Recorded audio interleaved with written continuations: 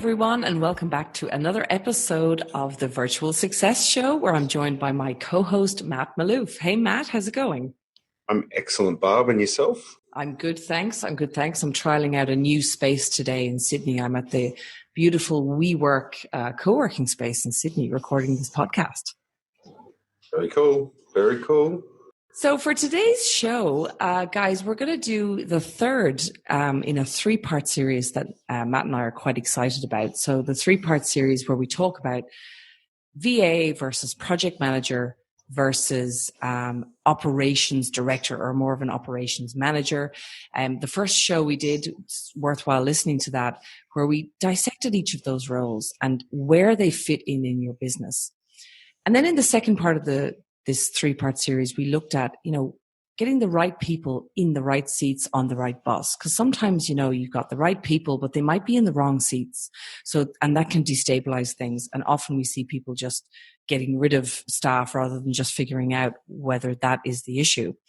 And in this third part, we really want to get into this operations project manager piece. And I've brought on a very good friend of mine and someone who helps me out a lot in my business too, Sarah Noked, who is a certified online business manager and trainer. She's one of only 3 people in the whole world who is actually able to train people to be online business managers. And she runs an amazing agency of OBMs from Tel Aviv. And she's joining us today very early in the morning from Tel Aviv. Hey, Sarah, how's it going? Hey, I'm fabulous. Thanks for having me on. You're very welcome. So look, Sarah, to kick things off, can we just talk about, you run OBMs, which are online business managers. Let's just explain to the listeners, break it down. What is an online business manager? What's the sort of definition there? Yeah, a great question that I get asked quite often. So basically, an online business manager deals with the management piece of an online business. So project management, people management, operations management, and resources management. So you'll often find an OBM in the place with working alongside the business owner, where the business owner, comes to the table with the what is it? What's the strategy behind the business? What are the products that we're selling? What is our why, basically? And the OBM comes with the how. How are we going to implement this? What team members do we need? What strategies or tools do we need to build out? And then they will work together with a business owner and the team to make sure that the day-to-day operations run really smooth, make sure that projects run smooth, and that, that the team is happy, basically, on a lot of levels. So, yeah. And what about, because you guys build out processes as well, which is something owners hate doing. I know. I don't know what it is. I mean, it's so funny. I love systems. I've always built out systems for things. I feel like, well, doesn't everybody love this? But in my years as working as an OBM, I've realized that is really not the case. So our agency specifically specializes in systems, and generally speaking, as somebody who certifies OBMs, there is a degree of systems creations and systems management, because the idea is to have the business running like a fine-tuned machine, like based on the systems in the business rather than based on people. So you might come to, if you're an online business owner and you have a blog or a podcast and you have a virtual assistant who comes on the team and is the one responsible for for carrying out the tasks. And then that person leaves and you're like, well, the online business owner is like, well, I don't even know what she was doing and we've got no system for this. And now we're basically building it again. So an OBM in that case would, as part of the team management, would work with the VA or alone and set up systems so that when people, which happens, people, I know you guys have talked about this too on the podcast, people leave. And you need to have a system set up so that someone can come right in there and seamlessly carry on. So I'm interested here now in your view, because I know you see this a lot as well. We have certain, some clients come to us and they want all these systems and processes and they hire a VA, and that's great. And our VAs can take people a long way in this path, but where's the line for you between the whole VA thing and then online business manager? And where do people? Yes. Yeah.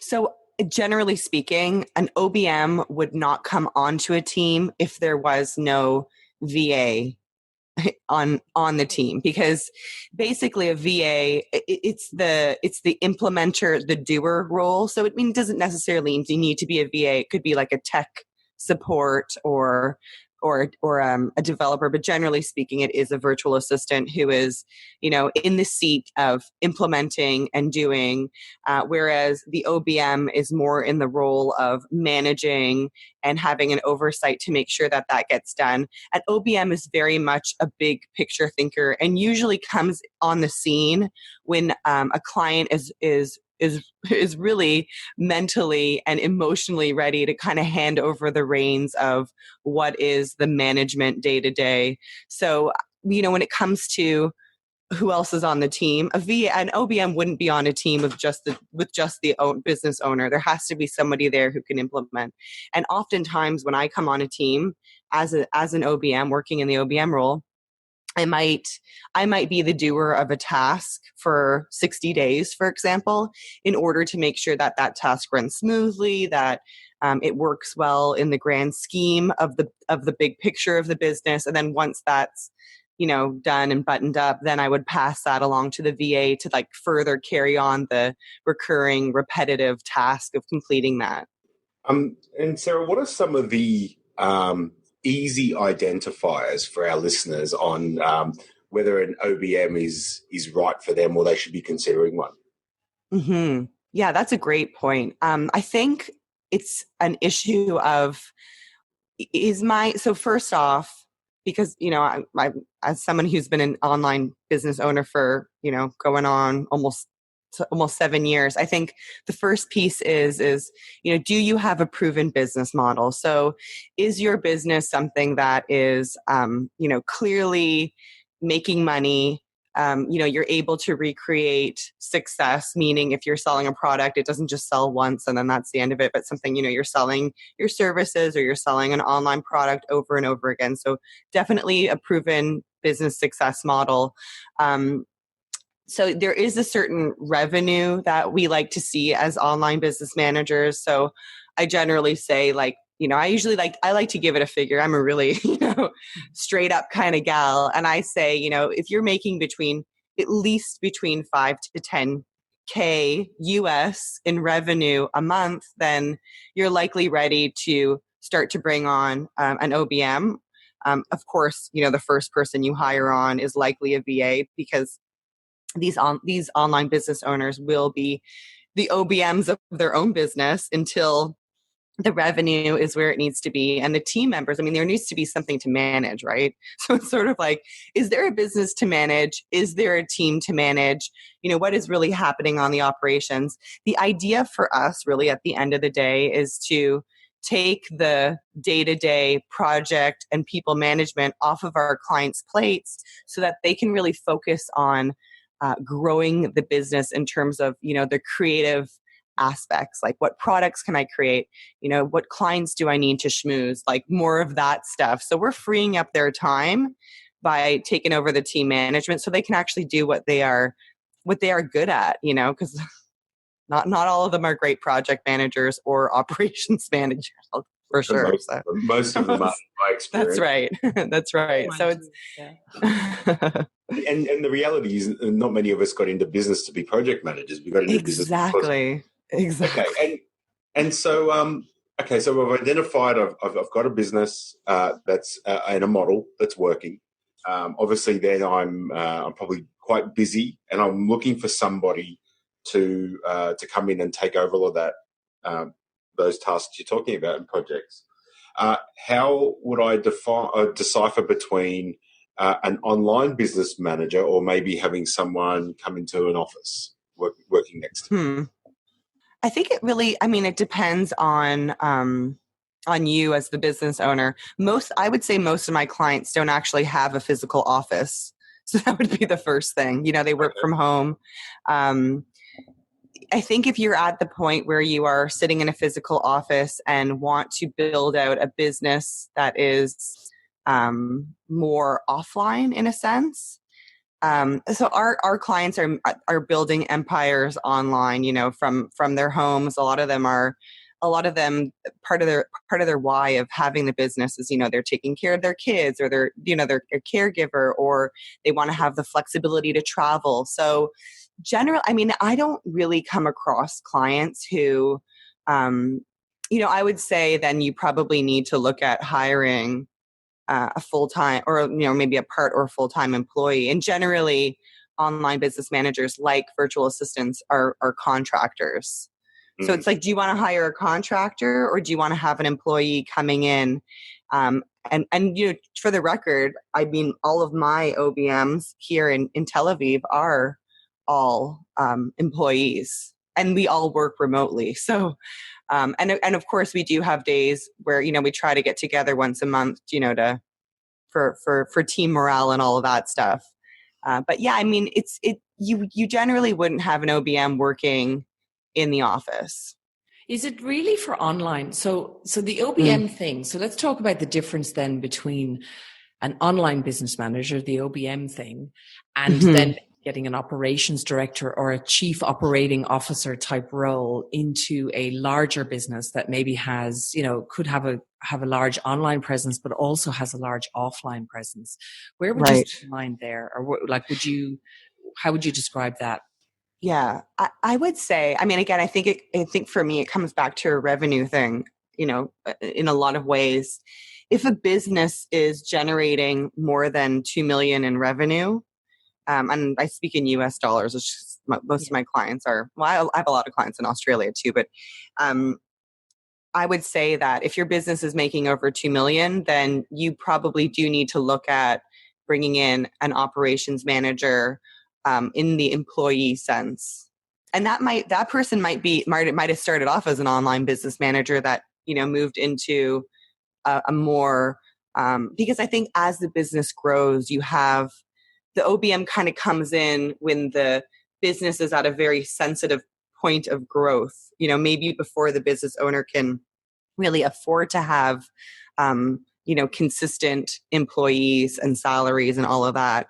Because I love this, because it's actually a bit of a stepping stone, which I didn't realize. Yes. Yeah. It's more like, so if somebody's not quite ready yet to have their own operations manager, but they're struggling with, they've got the VA, but they're finding that there's the managing the people. They haven't really built out their processes, as effective. And they don't even want to. Yeah, and they're in that kind of crevice, I suppose. And they out of that is to think about something like what you guys are offering, this business manager type role, to get you out of that, over that hump of that initial setup stage. That is exactly it, Barb. And it's funny because as an OBM, my success comes when I can offboard myself from a client's business and replace myself with a full or part-time employee to take over that operations role or the project role or the team role. And sometimes it takes a couple different team members to replace us. Usually that's the case. But, because the business is bigger, there's more revenue, there's more products, there's more team to manage. That's success for us. Yes. I see. And I had that, we have it quite often. And I just recently, for example, offboarded myself from a client I had been working with for 2 years. This is a woman who makes more than $1 million in revenue in her online business. She's a coach. And it was like a joyous occasion when I was able to bring on a full-time employee to replace me and take over managing. I had the system set up. I had a really, we were using Teamwork PM. I know you guys are Asana fans, and whatever. Like everything was done, and she just anything project management. Yeah, exactly. So everything was done, and everything was like, here's. I rolled out the red carpet for that person to like waltz in and just take over the reins. So it was a good day for both me and the client, because I was like ready to kind of take on a new project, and she was ready to take on employees, which was cool. And I think this is a really important point for listeners, is that it's choosing the right team member for the right stage of business. And what Sarah was just talking to there is, invited in probably, when the business was a lot less than $1 million in turnover, builds up, fulfills a role, and then it effectively almost makes that particular role redundant because it's reached its expiry date within the business and needs someone new. And the reason I think this is a really important point for listeners is I think that too often we hold on to people too long and we don't allow our people and systems to grow with the business. I think that's just a really important point you've highlighted. Yeah, that's excellent. Yeah. And it actually brings us back, Matt, to, the second show that we did in this 3-part series is that whole thing of right people, right boss, right people, right seats, right boss. So at the right time. And as your business does grow, I think this is a really interesting space because I think a lot of people don't realize this exists out there. And it is that stepping stone actually to going from VA to potentially team of VAs and then not getting stuck in that crevice because you think you can't afford to hire an operations director, which would be eventually that you would move to that level. So this is like your big stepping stone, which is great for so many businesses. It really is. And I think it's true. A lot of people don't know that we exist or that, because it's a virtual support role. And in a lot of ways we get categorized under the virtual assistant, greater umbrella term as a type of person that can come in and do these things. And I so often, because I did my own sales calls for my agency for years. And most of the people that come in are besides themselves with, stress and overwhelm because they have a few VAs or a few team members and, they've kind of put off or ignored or maybe felt like, well, I'm an okay project manager or I can't handle the operations or I don't want to pay somebody to do all of this, but they're literally spinning their wheels, burnt out, can't really, their customers aren't happy because they're not giving, they're not really given enough attention because the business owner, quite frankly, isn't, it doesn't have time for every last thing. So I think as well, I see it on my side, and I know, Matt, you would see this as well when you're coaching, but what we see is that somebody gets a few VAs through us and they're all excited in the beginning and it goes great. And then they try to elevate the VA into this role because they've got a great VA that is exceptional and may progress to that kind of a role. But what they do is they promote them into this sort of a role and overnight expect them to be able to take that on. Yeah. It's actually a totally different, it's a whole other level to being a VA. Yeah, it totally is.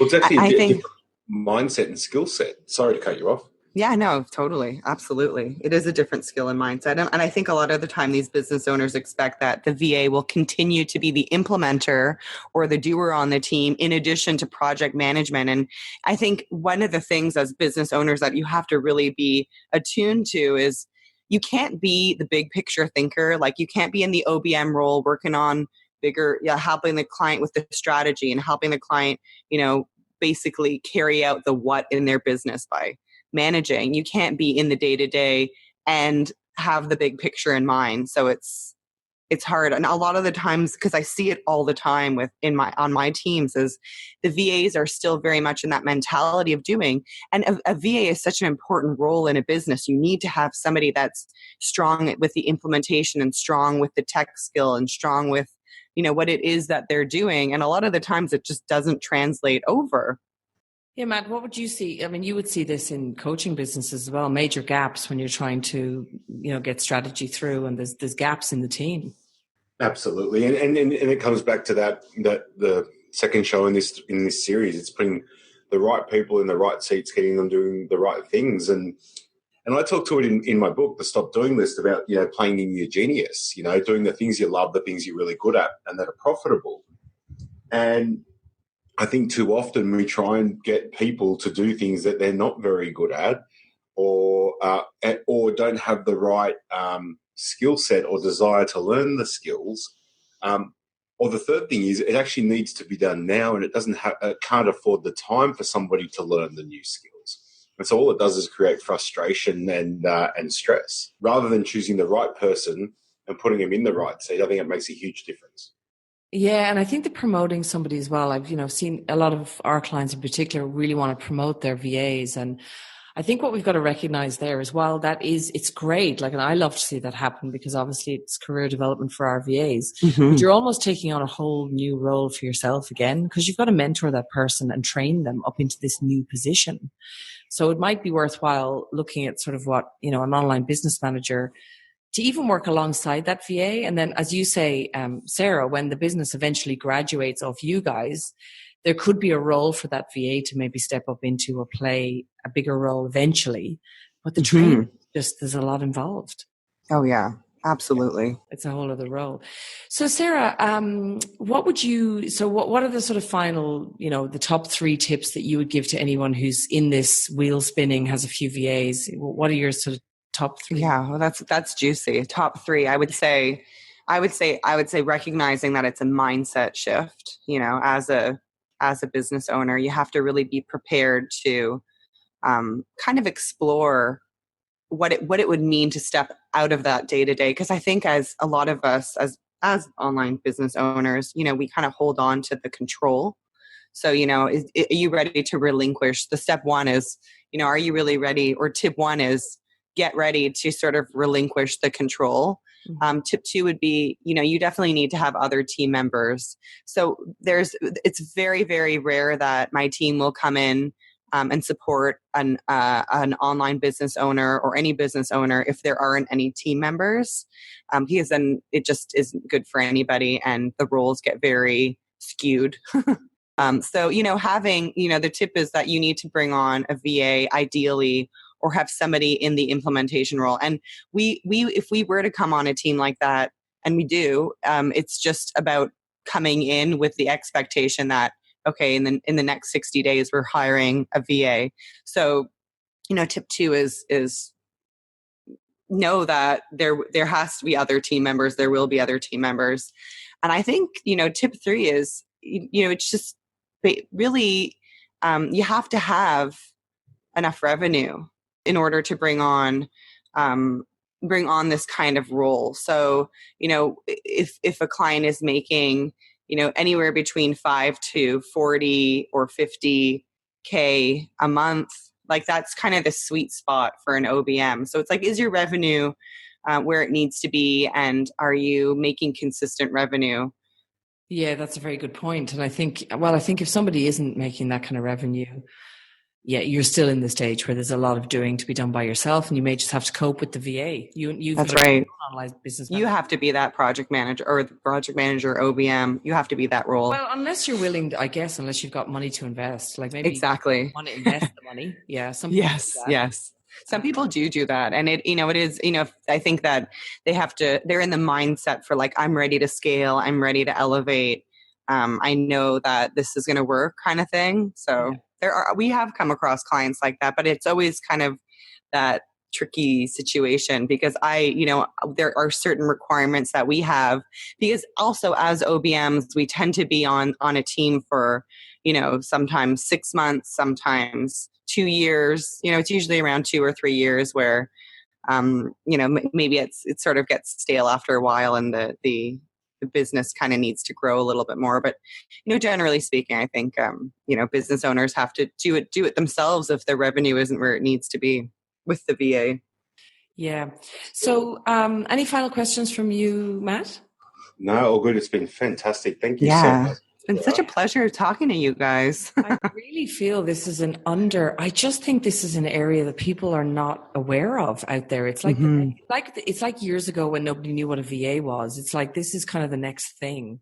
A lot of people don't know that this stepping stone is out there. So I think this is valuable. Yeah. And one of the things that, just to sort of speak to that, I think in the last 5 years, I know I've noticed this, I'm sure you guys have too, there has been so many changes and you can no longer have that one size fits all team member that can like be the unicorn and do everything. Tech is becoming more complicated, not more complicated, but just more advanced. Online tools are more sophisticated and online businesses are more sophisticated. And there's no really a one team member fits all kind of role that used to be okay 5 years ago. Now, people are up leveling, people want more. There's more virtual teams, and all of that comes along with that. So if people want to connect with you, find out more, they want to, talk to you guys about maybe how an OBM would work in their business, where should they go? Yeah, they can head on over to sarahnoked.com, We'll have that. SARAH, NOKED.com, and they can book a free consultation with us. And, I'll straight up will tell them if it's a good place or not, because as OBMs, we need to make sure that the business can actually support us. Otherwise, it just, makes for not a comfortable situation. So I will, usually I'll send them your way if they're not a good fit.